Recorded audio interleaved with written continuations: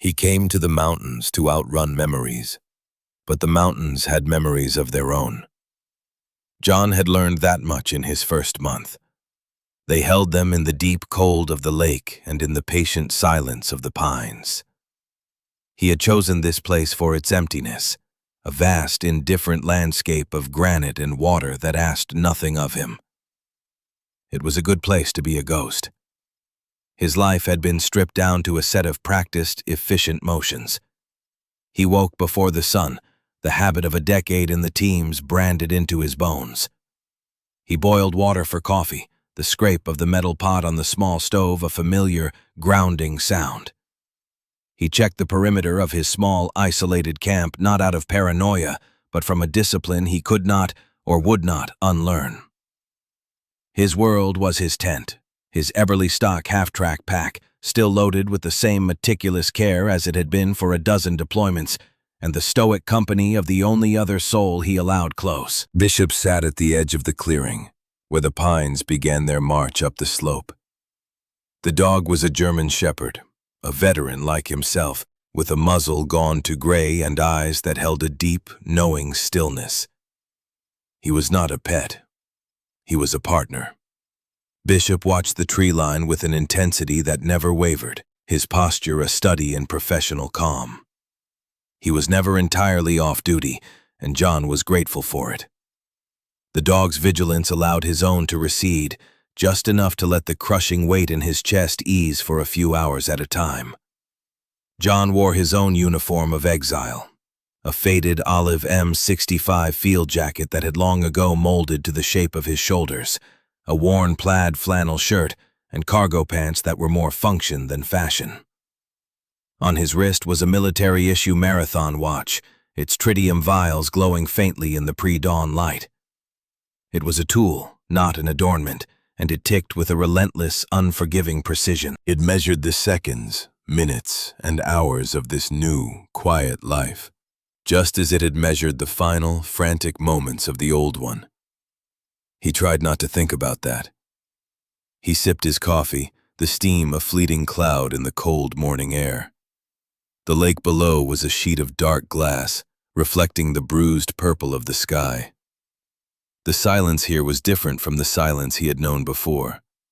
It wasn't the tactical silence of a night operation, humming with suppressed energy and unspoken fear. This was an older, deeper quiet, a silence that had teeth. It chewed on a man's thoughts, grinding them down to their essential, uncomfortable truths. That was why he was here, to let it chew, to see what, if anything, would be left of him when it was done. He had failed. That was the core of it, the irreducible fact that had followed him from the dust of Helmand Province to this pristine, unforgiving wilderness. He had made a choice, the tactically sound choice, the one that saved 5 men and cost 1. The math was simple. The memory was not. The memory had a name, a face, and a final static-laced transmission that played in his head on a loop. Bishop's head lifted, a subtle, almost imperceptible movement. His ears, which had been relaxed, swiveled and locked forward. His breathing, a slow, steady rhythm, hitched for a single beat. John felt the change instantly, a ripple in the placid surface of the morning. He set his mug down on a flat rock, his own senses sharpening, the familiar hum of adrenaline returning like a phantom limb. He followed the dog's gaze. It was not directed at the game trail to the west, where deer sometimes passed, or toward the ridge where a bear had been sighted a week prior. Bishop was staring intently at a dense thicket of rhododendron and young birch about 50 yards up the slope, a place of no particular interest. There was no sound, no movement that John could detect. The wind was still. The birds were silent. "What is it, boy?"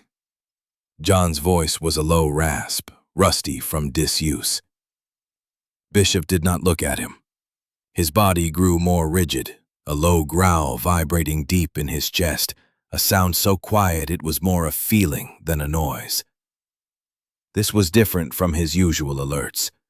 This was not the sharp warning of an approaching animal or the curious stillness of a new scent. This was confusion, a deep, instinctual disturbance. It was the canine equivalent of a question mark, and it set every nerve in John's body on edge. Something was wrong with the world. He stood, his movements slow and deliberate, mirroring the controlled tension in his dog. He trusted Bishop's instincts more than he trusted his own eyes and ears. The dog had been bred and trained to perceive the anomalies, the things that were out of place in the natural order. And right now, Bishop was telling him that something, hidden in that unremarkable thicket, did not belong.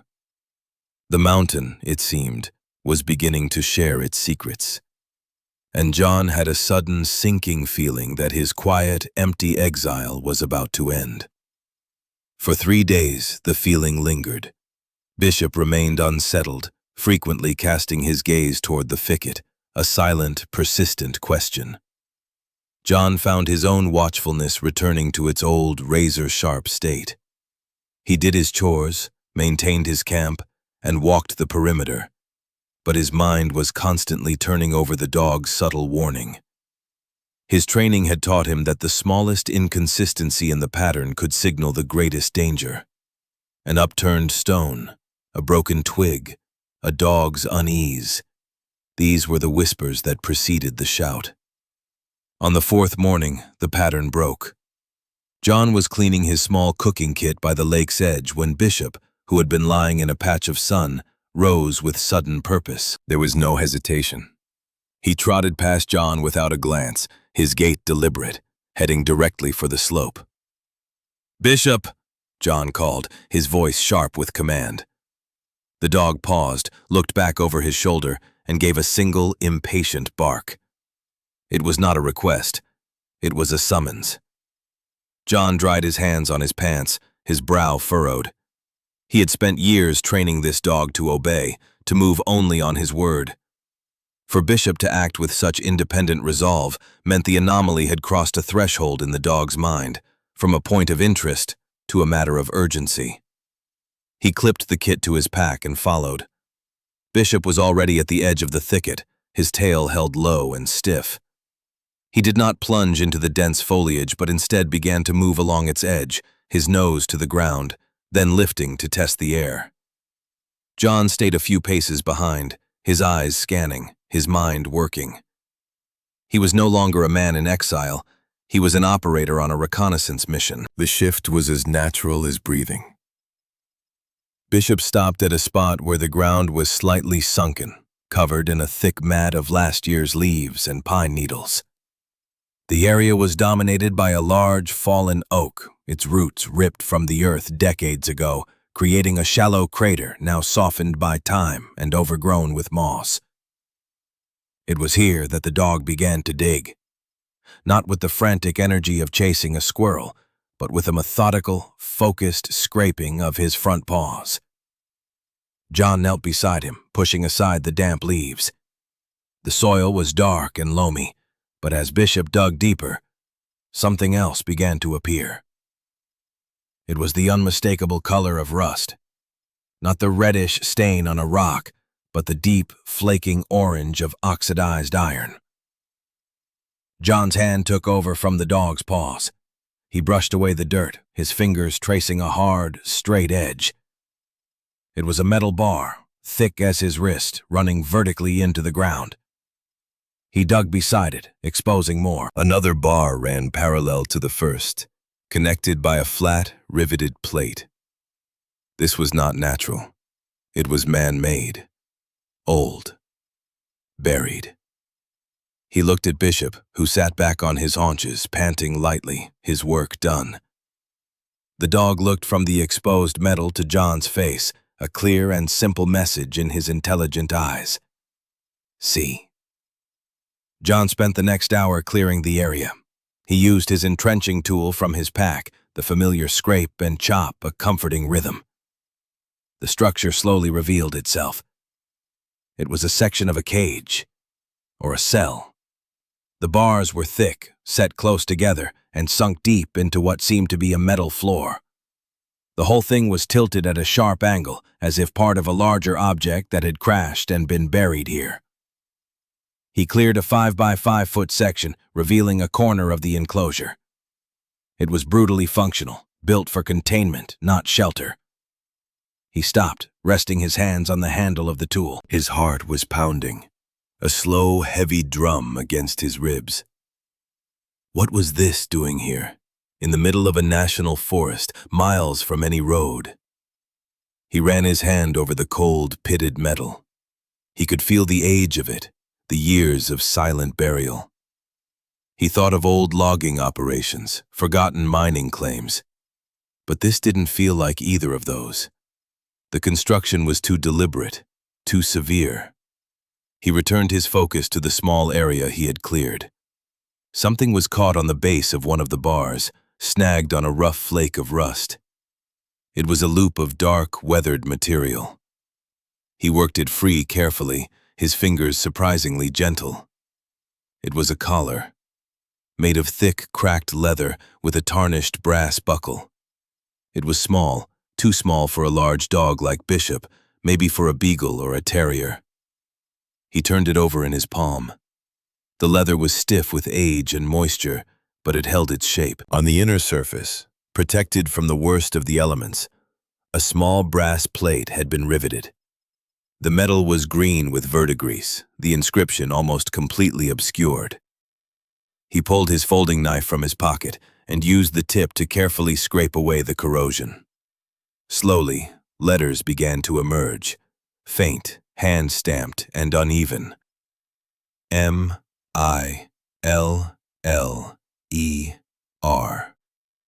John froze. The air left his lungs in a silent rush. The forest, the mountain, the entire world seemed to recede, leaving him in a vacuum with the name in his hand. Miller. It was not a dog's name.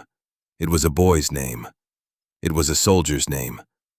It was the name that haunted the quiet moments, the name from the static-laced transmission, the name of the man he had left behind. He sank back on his heels, the collar feeling impossibly heavy, a lead weight in his hand. He stared at the name, the letters seeming to burn into his vision. Coincidence. It had to be a coincidence. A cruel, impossibly sharp-edged coincidence. But his gut, the same instinct that had kept him alive in places where coincidence was just another word for enemy action, told him otherwise. This was not a random discovery. This was a marker. A ghost from the past reaching out from the cold, dark earth. He looked at the buried cage, its purpose suddenly feeling far more sinister. He looked at Bishop, who had rested his head on John's knee, a warm, solid presence in a world that had just tilted on its axis. The dog whined softly, a low note of concern. He knew. He didn't know the name, or the history, or the weight of the ghost that had just entered the clearing. But he knew that everything had changed. John's search for empty silence was over. He had found a story, and he had the terrible feeling the story had been waiting for him. The collar felt hot in his pocket, a burning coal of questions against his leg. For the rest of the day, John worked with a renewed, almost feverish intensity. The ghost of Lance Corporal Miller had followed him into the wilderness, and now, impossibly, his name had risen from the ground to meet him. John knew he couldn't dismiss it. In his former life, ignoring a detail like this, an anomaly of this magnitude, was how you lost people. He had already learned that lesson. He would not learn it again. He abandoned the small e-tool and retrieved a proper shovel and a pry bar from the locked cargo box in his truck, a 2-mile hike each way that he made in record time. The physical exertion was a relief, a way to burn off the nervous energy that flooded his system. As he worked, his mind shifted into a familiar gear. He was no longer just digging. He was conducting a site excavation. He worked methodically, clearing the dirt in sections, his movements economical and precise. By late afternoon, he had uncovered a significant portion of the object. It was not just a cage. The cage was part of something larger, a section of what looked like a railway car, a boxcar. It was on its side, buried at a 45-degree angle, its top sheared off or rusted away. The exposed section was roughly 20 feet long, and the cage, he now saw, was a reinforced cell built into one end of it. The rest of the car was a hollow, debris-filled cavern. The construction was old, dating back perhaps to the 1940s or 50s, judging by the rivets and the style of the steel plating. It was a ghost from another era, a relic of some forgotten enterprise deep in the mountains. A logging railway? A mining transport? But why the reinforced cell? And why the collar? He found a point where the side panel had been bent and torn, creating a narrow opening. After testing the stability of the surrounding metal, he squeezed through, dropping into the dark, musty interior. The air was thick with the smell of decay, rust, and damp earth. Light filtered in through the hole he'd made, and through other gaps in the corroded roof. The inside was a mess of rotted wood, rusted metal, and packed soil. It looked like it had been empty when it was buried, save for the cage. He made his way carefully toward the cell. The door was thick steel with a small barred window. It was locked, the mechanism a heavy, rusted bolt. Peering through the bars, he could see the small, dark space within. It was no more than 6 feet by 6 feet. Empty, except for the name on the collar he held in his pocket. His instincts screamed at him. This was a prison, a mobile, hidden prison. He ran his light over the interior of the main car again. This time he saw it. Tucked into a corner, almost completely buried under a slide of mud, was a metal box. It was an old military-style footlocker, painted olive drab, though most of the paint had been eaten away by rust. It took him another hour to dig it out. The hinges were frozen solid, and he had to use the pry bar to force the lid, the shriek of tortured metal echoing in the confined space. He braced himself, not knowing what he would find. Rations? Equipment? Human remains? The contents were packed in oilcloth, and miraculously, the seal had held in one of the bundles. He tore it open. Inside were not supplies but documents, a stack of brittle, yellowed papers, and a set of surveyor's maps. He pulled one out, unfolding it carefully. It was a hand-drawn map of this very region, but it showed property lines that no longer existed. Small, square parcels of land with family names written on them. Henderson, Pritchard, Albright. And there, near the base of the mountain by the lake, a parcel marked with a single, stark name. Miller. His breath caught. He fumbled for the other papers. They were legal documents, or rather crude, unofficial-looking notices of eminent domain, issued not by a state or federal authority, but by something called the Western Range Development Corporation. The dates were all from the late 1950s. The language was cold and final, ordering the families to vacate their land for a project of regional and strategic importance. This wasn't just a buried rail car. This was a buried crime. These were homesteads, family lands, wiped off the map. He thought of the cage. It wasn't for an animal. It was for a person who wouldn't leave. A person, perhaps, named Miller. The need for information became a physical hunger. The mountains held the what, but the why and the who were in the world of men. He packed the least damaged map and one of the notices into a waterproof bag, resecured the footlocker as best he could, and climbed out of the steel tomb. He camouflaged his excavation site with branches and dirt, an old habit he performed without thought. He would be back. The next morning, he drove his truck into the nearest town, a place called Havenwood, nestled in the valley 30 miles away. It was a small, quiet town that seemed to have been passed over by the relentless march of time. The buildings on Main Street were brick and stone, their facades bearing the faded names of businesses long gone. It was the kind of place that kept its history close. He found the county clerk's office in a stately old courthouse with a clock tower that was stopped at 4:30. Inside, the air smelled of old paper, floor wax, and patience. A woman sat behind a high, dark wood counter. She was in her late 50s, tall and spare, with graying hair pulled back in a severe bun. Her eyes, magnified by reading glasses perched on her nose, were sharp and intelligent. She looked up as he approached, her expression neutral but appraising. This was the female authority figure from the archetypes, he realized. "Martha, can I help you?"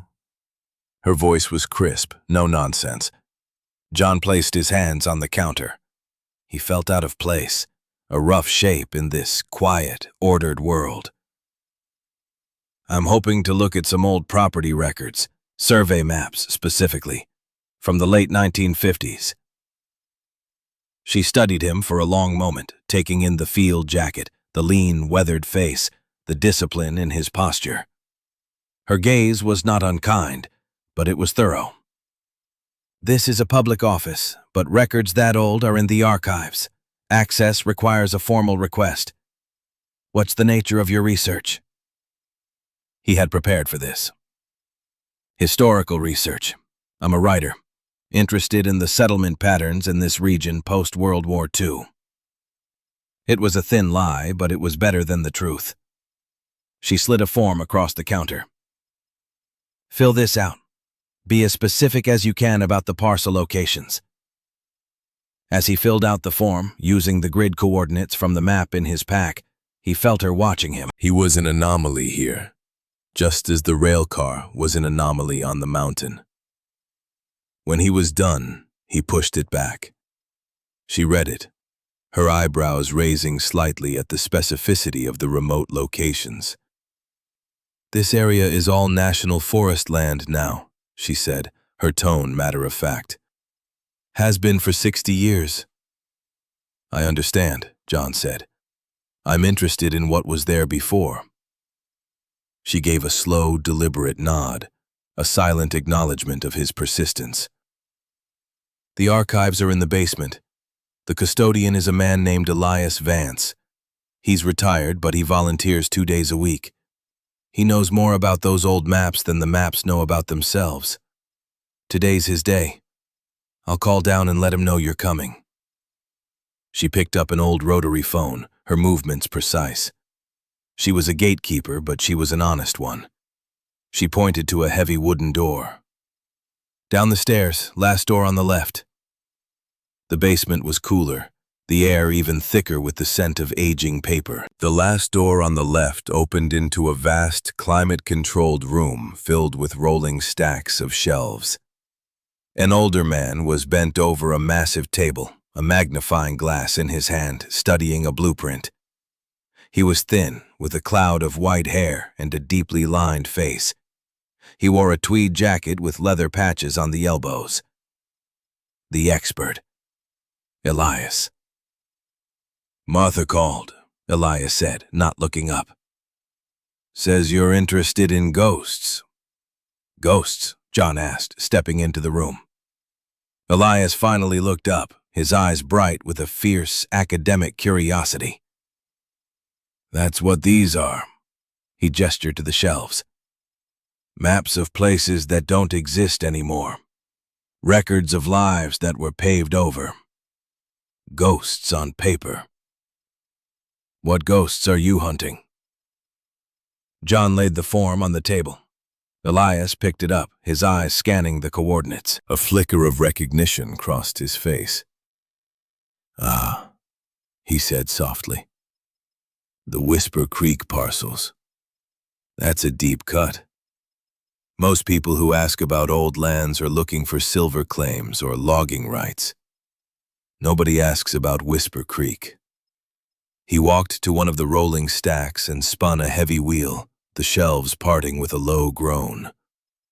He ran a finger along the spines of huge leather-bound plat books. "The official story," he said, his back to John, is that the families in that basin sold their land to the government in 1958 for the creation of the National Forest. A straightforward expansion. Everybody was happy, everybody got paid, and the land was preserved for future generations. He pulled out a massive book and heaved it onto the table. That's the story. But it's not the truth, John stated, not as a question. Elias opened the book. The pages were thick, the lines drawn in faded ink. He pointed to the section John had requested. The parcels were there, just as on the map from the footlocker. Henderson, Pritchard, Albright, Miller. The truth, Elias said, his voice dropping, is a lot messier. There were no government buyers, not at first. There was a corporation, the Western Range Development Corporation. John felt a cold knot tighten in his stomach. I've seen the name. Elias nodded grimly. They came in with money and pressure. They wanted the land for its water rights and, some said, for the uranium deposits deeper in the mountains. They bought out who they could and bullied those they couldn't. Most families folded. They were poor, isolated. They didn't have the means to fight. But some did, John prompted. A few, Elias confirmed. They were homesteaders, stubborn stock. The land was everything to them. The Pritchards held out for a year. The Hendersons tried to get a lawyer from the city. And the Millers, well, the Millers just said no. He tapped the small parcel on the map. Old Man Miller and his family. They wouldn't budge. Then one day they were just gone. Gone? Vanished. The official record, which was filed a year later after the corporation mysteriously dissolved and sold its holdings to the federal government for $1, states that the family moved out of state. No forwarding address. But the folks in town back then told a different story. They said men came in the night. They said there was a struggle. They said the Millers were taken. He looked John straight in the eye. No one ever saw them again. The house was bulldozed. The land was left to rot. Within a few years, the forest took it back. The story became a rumor, then a legend, then it was forgotten. Almost. John's mind was racing, connecting the pieces. The corporation, the family that wouldn't leave, the buried rail car with a cell inside. The collar. It wasn't a dog's collar. It was for a person. A child, maybe? A way to mark them, to control them. The name. M. Miller. Maybe not the father, maybe someone smaller. Elias, John said, his voice low. If a person wanted to find the corporate records for the Western Range Development Corporation, where would they look? Elias let out a short, humorless laugh. You wouldn't. They don't exist. When the company dissolved, the records vanished. It was a clean cut, a deliberate erasure of history. Whoever was behind that corporation wanted to be a ghost. John thought of the footlocker, buried in the dark, waiting. The ghosts on paper were real. He had them.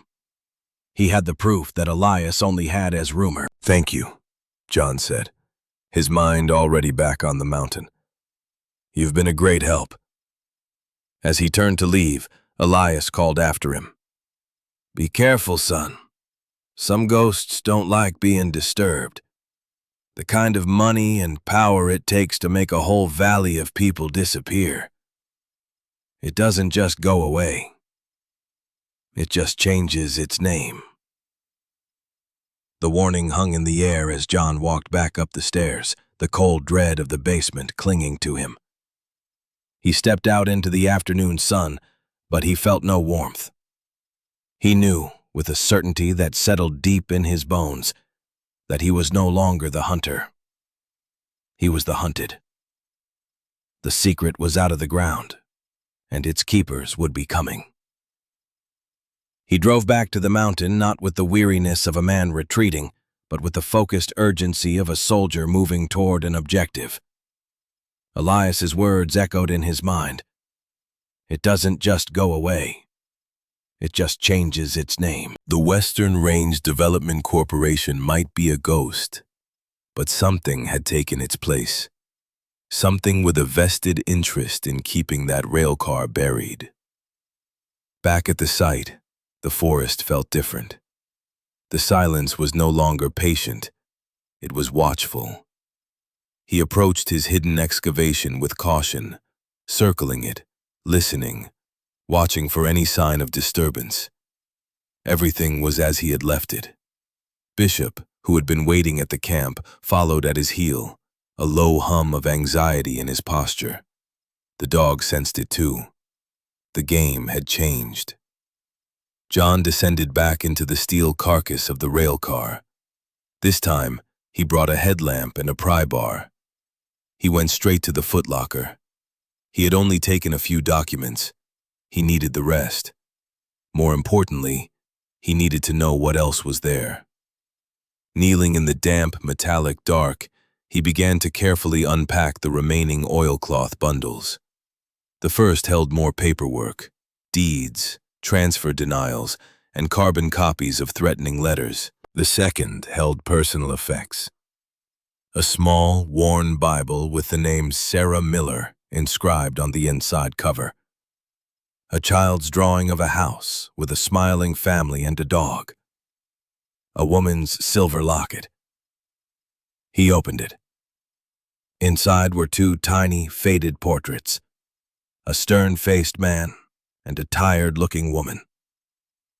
The parents. The third bundle was heavier. He unwrapped it to find two large, reel-to-reel tape spools. Beside them, nestled in a separate wrapping, was a small battery-powered tape recorder. It was a rugged, portable model, the kind a journalist or a private investigator might have used in that era. Its casing was cracked, and the batteries were long dead, but it looked otherwise intact. His heart hammered. This was it. This was the core. Paper could be dismissed as forgery, but a voice was a ghost that could speak. He took the tapes, the recorder, and the locket. He packed them carefully into his backpack, leaving the rest to be recovered later. He needed to get them somewhere safe, somewhere with power. He needed to hear the story. As he was climbing out of the opening, Bishop let out a single sharp bark from above. John froze, his body halfway through the jagged hole. He drew the folding knife from his pocket, the click of the blade locking open unnaturally loud in the quiet woods. He peered over the edge of his excavation pit. A man was standing not 20 yards away by the edge of the trees. He was in his late 40s or early 50s, dressed in expensive hiking gear that looked like it had been purchased yesterday.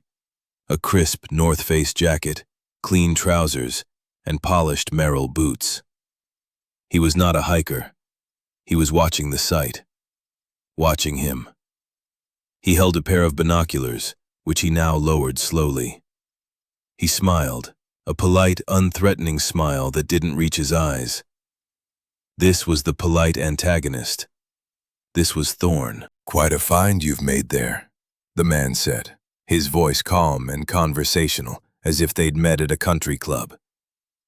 "My name is Arthur Thorn." John pulled himself the rest of the way out of the pit, standing slowly. He kept his body positioned between Thorn and the exposed rail car. Bishop moved to his side, hackles raised, a low, menacing growl rumbling in his chest. John placed a hand on the dog's neck, a silent command to hold. "This is National Forest land," John said, his voice flat. "You're a long way from the trail." Thorn chuckled, a dry, airy sound. "So are you. But I have a more legitimate reason to be here than amateur archaeology, I assure you." He took a step forward, holding up a hand as Bishop's growl intensified. "I'm a project manager for the Alta Crest Foundation. We've recently acquired the reclamation rights for this entire basin. Old mining surveys, environmental cleanup, that sort of thing. This particular plot is scheduled for stabilization. The words were smooth, bureaucratic, meaningless. Reclamation. Stabilization. He meant destruction. He meant erasure. The Foundation, John said. It wouldn't happen to have a predecessor called the Western Range Development Corporation, would it? Thorne's smile tightened by a fraction of an inch, the only sign that the shot had landed. You have been busy. I admire the initiative. But you're meddling in things that are, frankly, far out of your depth. This is a simple matter of land management, historical debris, industrial refuse.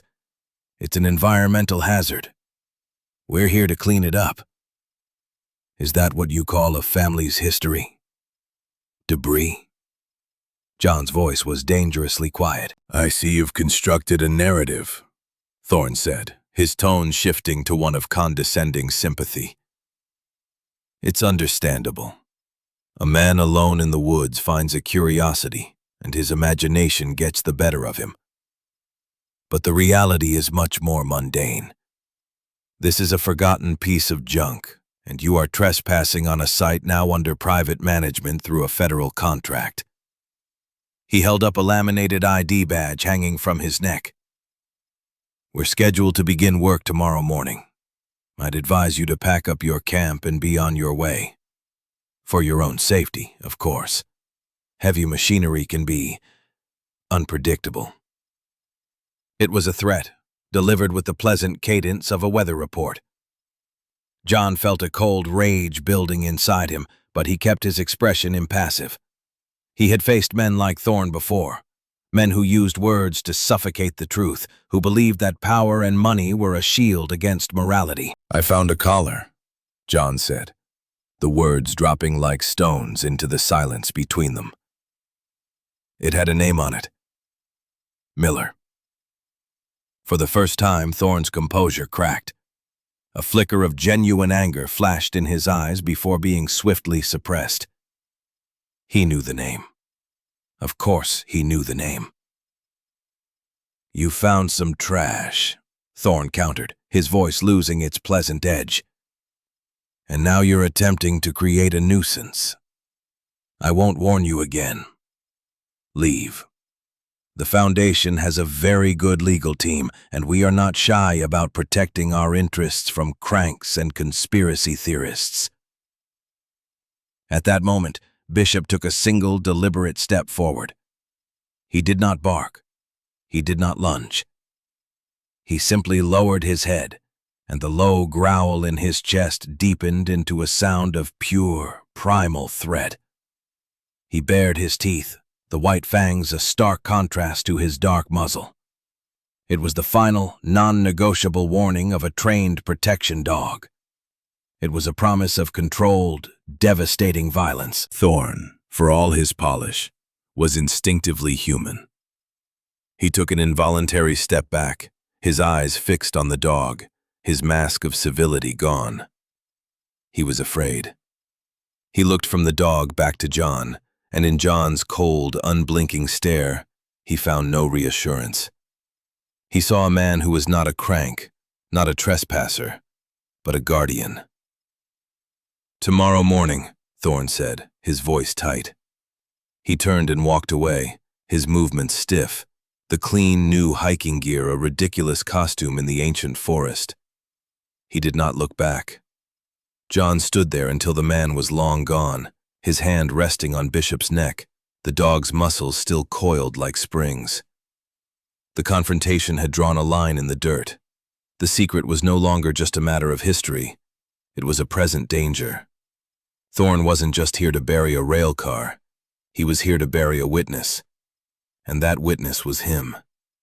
The mountain was no longer a refuge. It was a battleground. And the first shot had just been fired. The sun began to dip below the ridge, casting long, distorted shadows across the forest floor. The air grew colder, carrying the sharp promise of night. John knew he had hours, not days. Thorne was not a man who made idle threats. Tomorrow morning was a deadline. He broke camp with the swift, practiced efficiency of a soldier bugging out. Tent, sleeping bag, stove. Everything was stowed in the half-track pack within minutes. He was stripping his life back down, but this time it was not for retreat, but for mobility. He left nothing behind, erasing his presence from the small clearing by the lake. He was a ghost again, but now he was a ghost with a mission. His first priority was the tapes. He had to hear what was on them. He drove his truck not back toward Havenwood, but deeper into the network of Forestry Service roads, heading for a ranger station he'd seen marked on a map, miles away on the other side of the basin. It was a risk, but it was less of a risk than returning to a town where Thorne might have people watching. The drive was tense. Every pair of headlights in his rearview mirror was a potential threat. Bishop sat in the passenger seat, not sleeping, but scanning the dark woods as they passed, a silent, vigilant partner. The weight of the tapes in his pack was immense. They were the voice of the Millers, their last will and testament.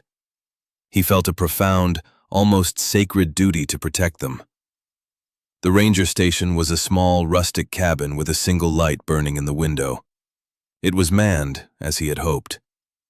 He parked his truck out of sight and approached on foot, Bishop at his side. He wasn't sure what he would say, what he could possibly ask for. A young ranger in his 20s, looking bored and lonely, answered his knock. John gave him a story about his truck battery dying, a plausible lie for a traveler on these remote roads. He asked if he could use an outlet for a few hours to charge a portable power pack. The ranger, happy for the company, readily agreed, ushering him into the small, cluttered office. While the power pack charged, John asked the ranger for a map of the area. As the young man pointed out trails and landmarks, John found what he was looking for: a small inset map detailing private land holdings that bordered the forest. He saw the name of a holding company he didn't recognize, but its property lines corresponded with the area Thorne had claimed. He also saw something else: a small square plot designated as a meteorological survey site, right on the peak overlooking the basin. It was an official government installation. An idea began to form. An hour later, back in his truck under the cover of darkness, he took out the old tape recorder. He loaded a fresh set of batteries from his kit and threaded the first reel of tape. His hands, which had disarmed bombs and sutured wounds, trembled slightly. He pressed play. The hiss of empty tape filled the cab. Then, a man's voice, rough and tired. October 3rd, 1958. This is George Miller. They came again today, the men from the corporation.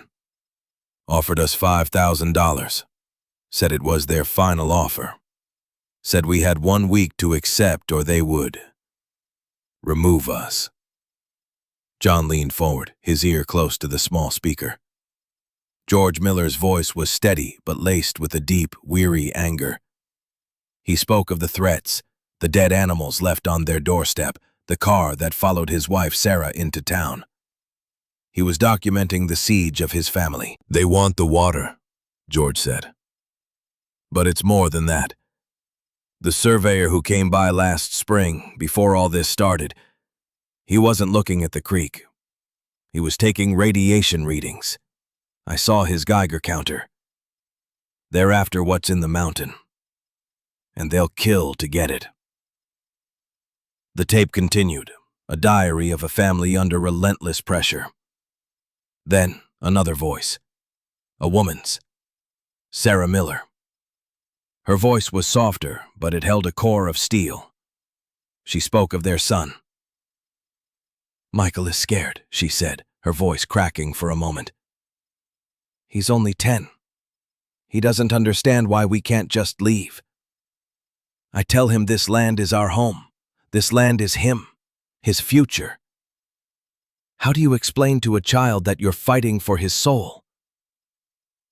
John's blood ran cold. Michael M. Miller. The collar wasn't for a dog. It wasn't for a prisoner in the traditional sense. It was for a 10-year-old boy. A tag, a label, in case they were separated. A last desperate act of a mother trying to keep track of her child in the midst of chaos. The final entry was frantic. The recording was shaky, the sound distorted by wind and panicked breathing. It was George Miller again. "They're here. They broke down the door. Sarah. They have Sarah and Michael. I'm in the barn. They're putting them in a boxcar on the old rail spur. Oh God, it's a cage."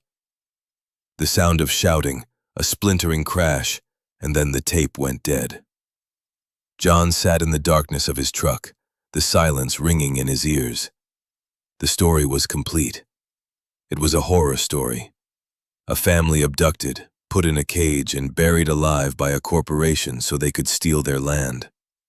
And Thorne was the heir to that crime. He was here to finish the job, to bury the evidence so completely it could never be found again. A storm was rolling in from the west, the wind picking up, rattling the branches of the trees. It mirrored the storm in his own soul. He thought of Lance Corporal Miller, trapped in the rubble in Afghanistan.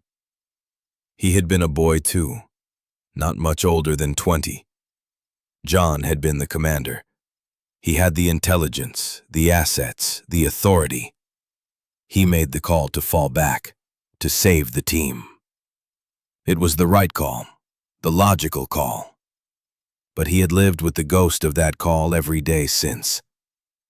Now, here was another Miller, another family trapped. The circumstances were different, the enemy wore a different uniform, but the moral equation felt terrifyingly similar. He was the only one who knew. He was the only one who could act. He could take the tapes and run, disappear, give them to the authorities from a safe distance. Or he could stay. He could stand his ground. He could face Thorne and his crew and protect not just the evidence, but the grave itself. To run was to repeat the past, to choose self-preservation over moral duty. It was the logical choice.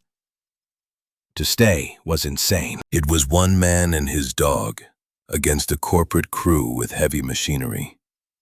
Bishop, sensing the turmoil in him, pushed his head under John's hand, whining softly.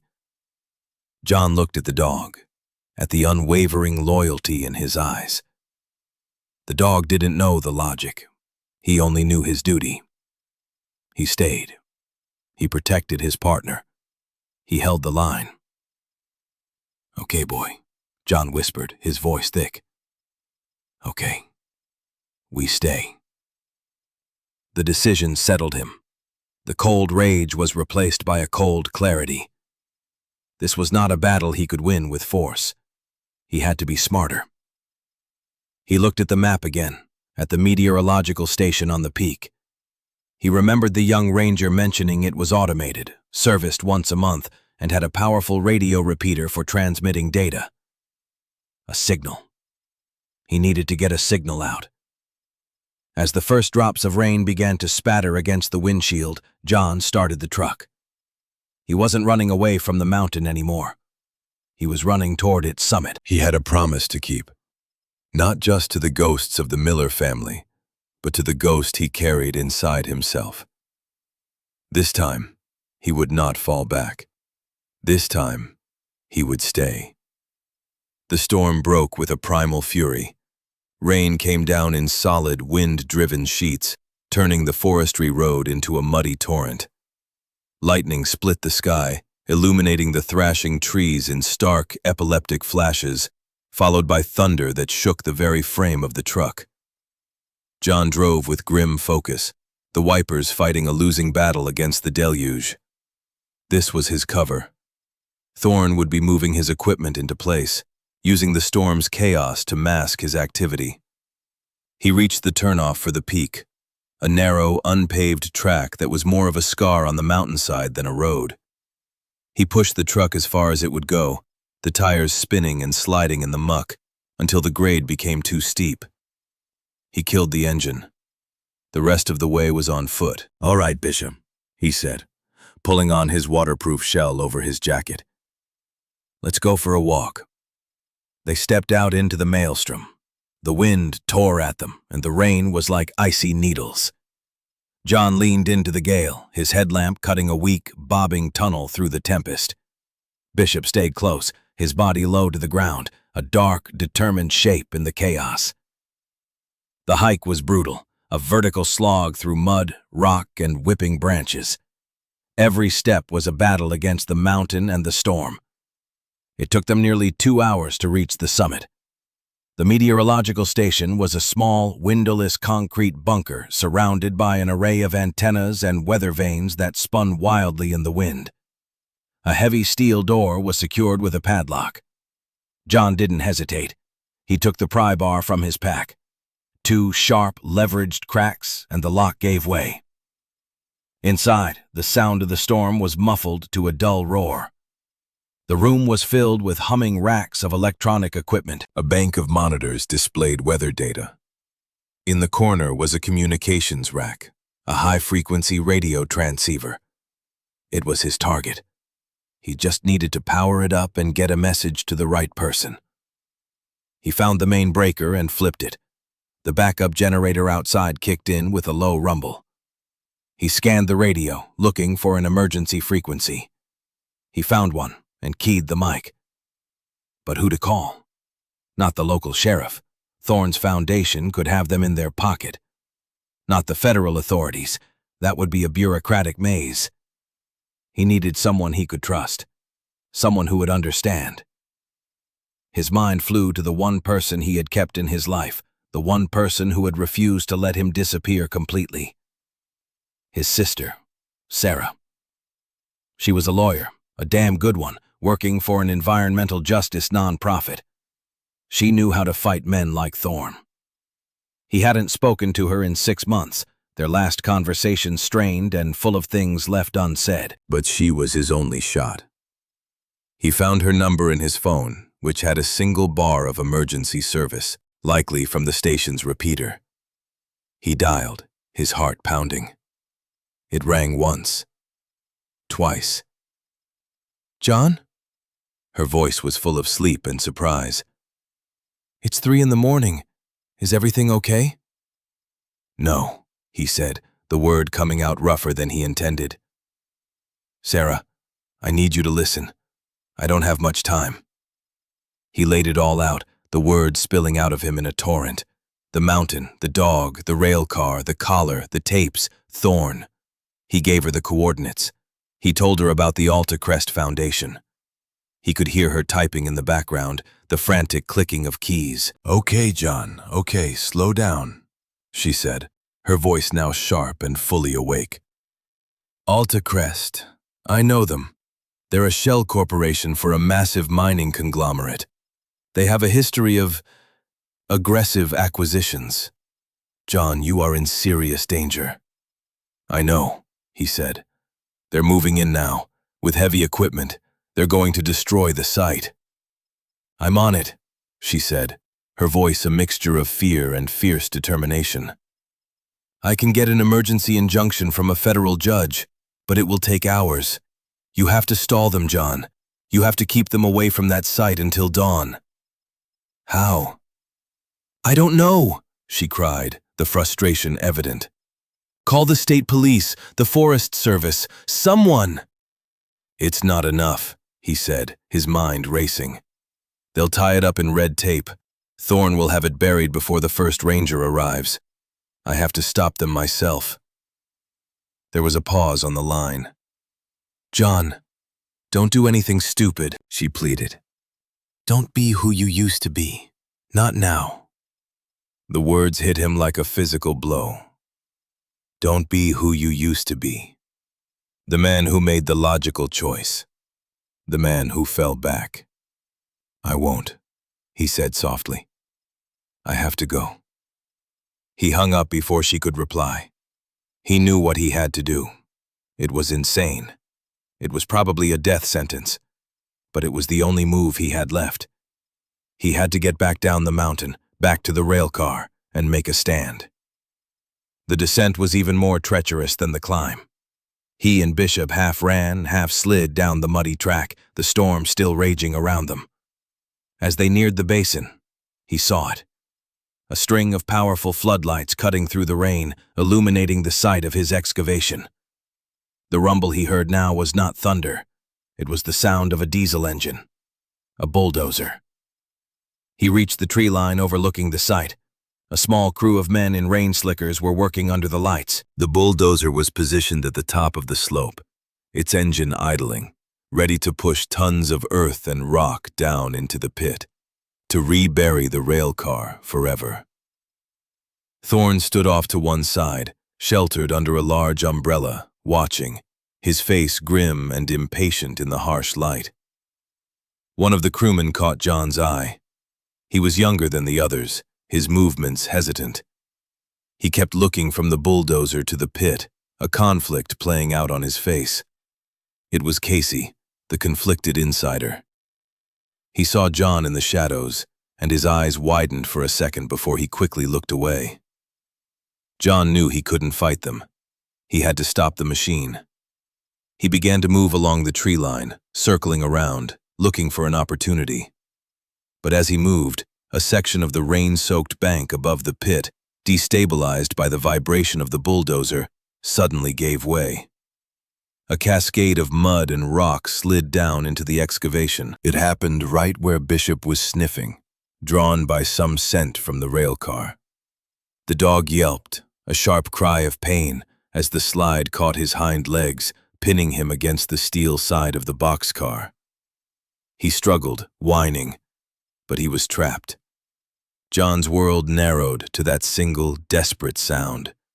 The bulldozer, the crew, Thorne. They all vanished. There was only his dog, trapped and hurt. And then the memory hit him, not as a thought, but as a full sensory flashback. The dust and smoke of Afghanistan, the smell of explosives, the groaning of stressed concrete, the voice of Lance Corporal Miller in his ear, trapped under a collapsed wall. "Sir, my legs. I'm pinned. I can't get out." And his own voice, cold and detached, giving the order to the rest of the team. "Fall back, now. That's an order." He was there again. The same choice. The mission, to protect the grave, to stop the bulldozer. The partner, trapped, wounded, needing him. To save the mission, he would have to abandon Bishop. He could create a diversion, sabotage the dozer while they were distracted. It was the logical choice, the tactically sound choice. "Don't be who you used to be." His sister's voice. Thorne shouted an order. "Get on with it! Bury it! All of it!"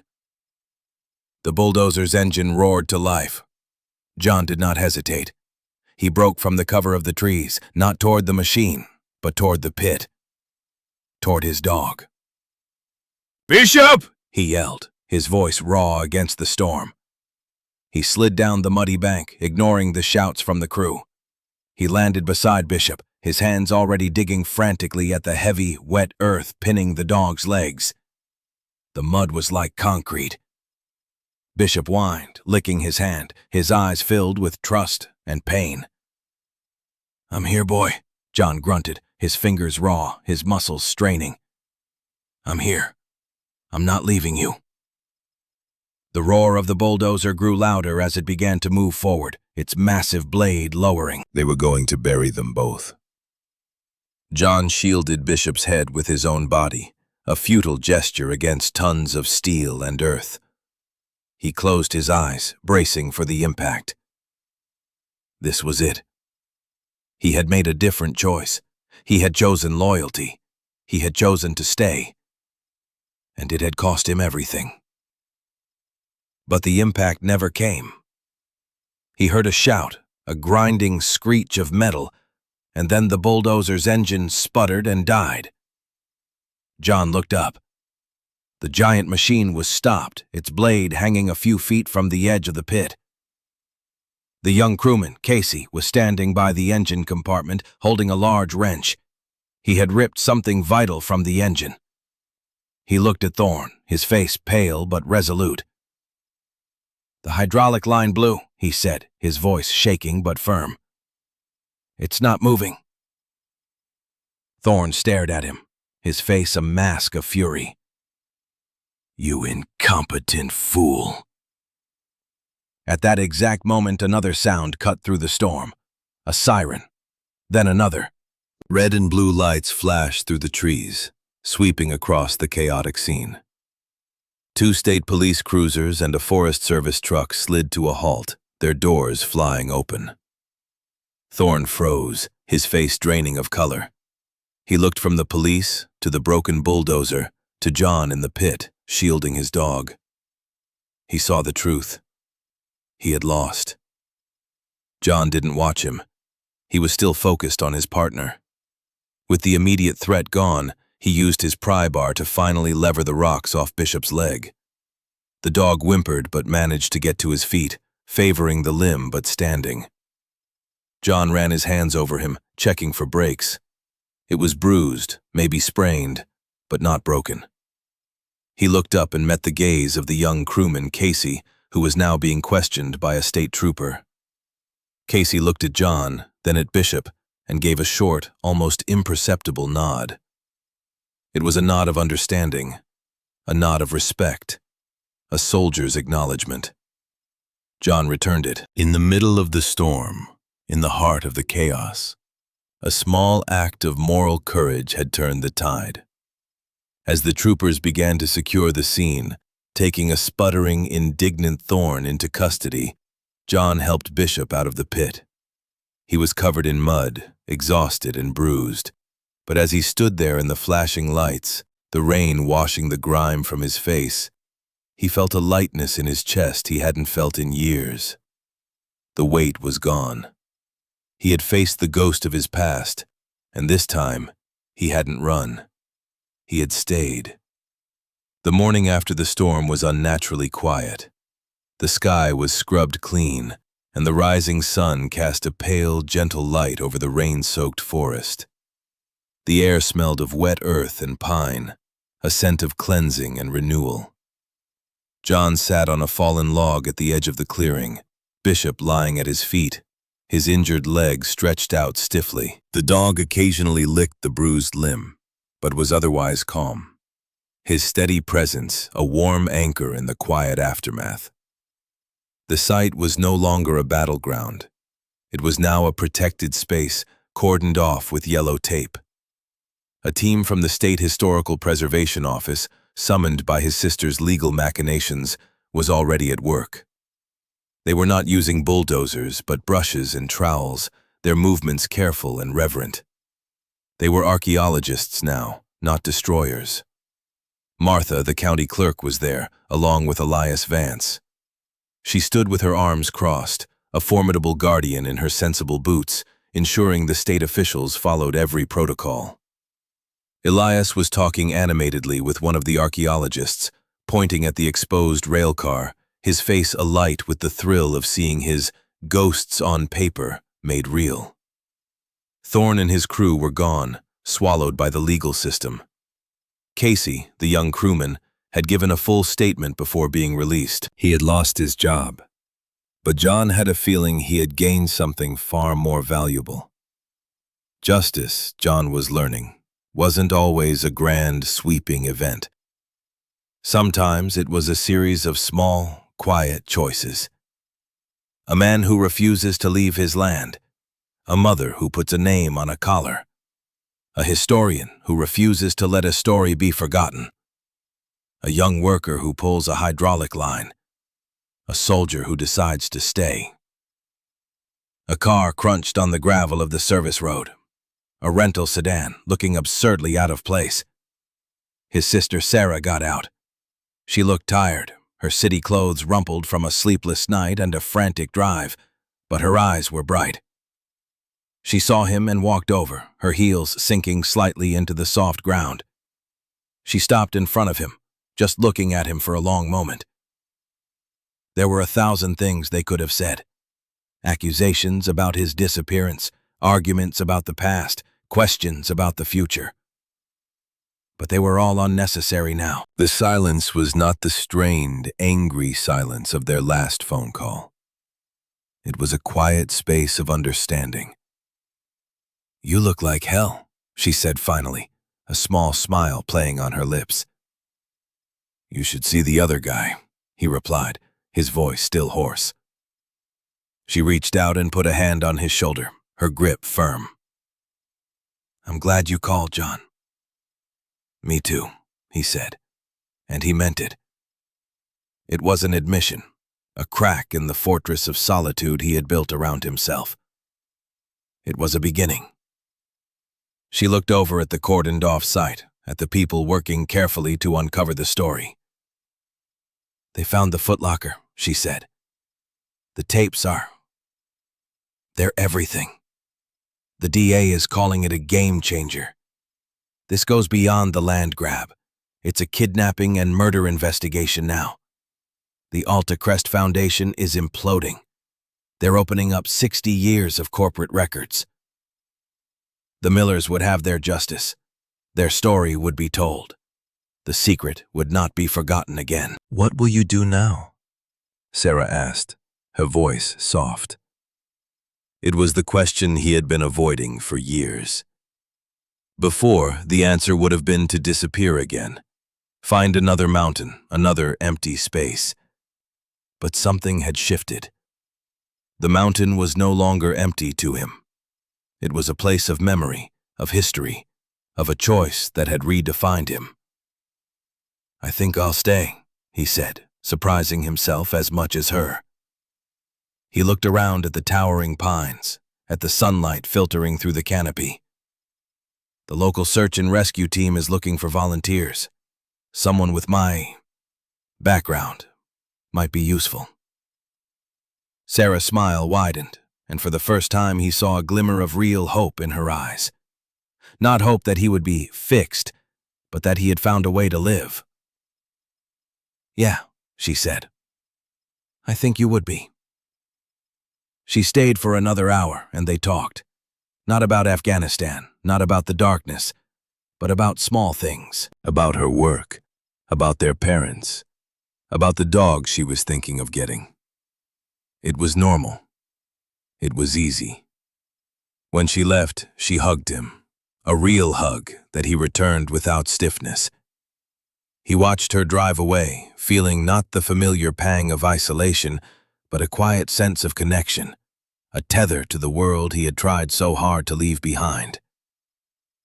Later that day, after the officials had packed up, leaving a security detail to guard the site overnight, John walked back to the spot by the lake where he had first made his camp. He sat on the shore, skipping stones across the glassy surface, watching the ripples expand and fade. Bishop lay beside him, head on his paws, dozing in the warm afternoon sun. John took a small waterproof notebook and a pen from his jacket pocket.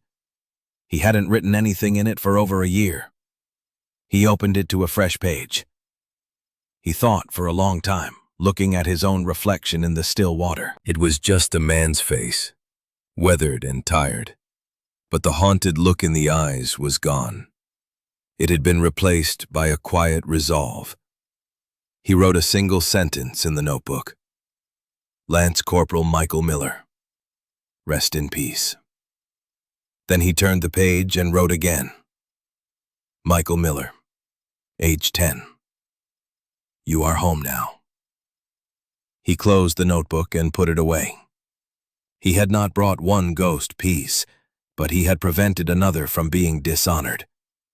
He had not fixed the past, but he had corrected his present.